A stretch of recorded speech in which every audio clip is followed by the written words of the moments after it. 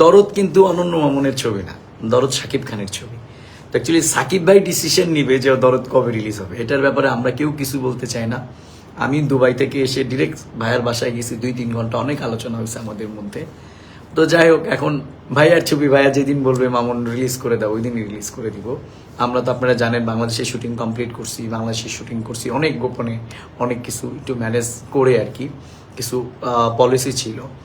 তো সবাই অনেকেই বলেন ভাই 20 দিনে কি আমরা ছবি হয়, আসলে 20 দিনে ছবি হয়নি। দরদের শুটিং হয়েছে 45 ডেজ, তারপরে তো পোস্ট প্রোডাকশন চলছে। তো এখন রিলিজ ডেট একমাত্র আমাদের সাকিব ভাই বলতে পারবেন যে দরদ কবে রিলিজ হবে। আমরা রিলিজ ডেট নিয়ে কোনো কথা বলার, আমি একটা জিনিস বলি, সেটা হচ্ছে এই ছবির পুরো প্ল্যানিংটা কিন্তু সাকিব ভাইয়ের মাথায় থেকে আসছে। দেখেন আমরা কিন্তু 28 তারিখ পর্যন্ত দরদ নিয়ে অনেক কথা বলছি, ভাইয়ার বার্থডে পর্যন্ত। তারপরে কিন্তু ভাইয়াই বলছে যে মামুন এখন শুধু রাজকুমার হবে। আমরা দরদ টিম কিন্তু রাজকুমারকে সেলিব্রেট করছি দুবাইয়ের সেই মরুভূমির বুকে, এটাও কিন্তু আমরা পাবলিশ। সো আমাদের মধ্যে কোনো ভেদাভেদ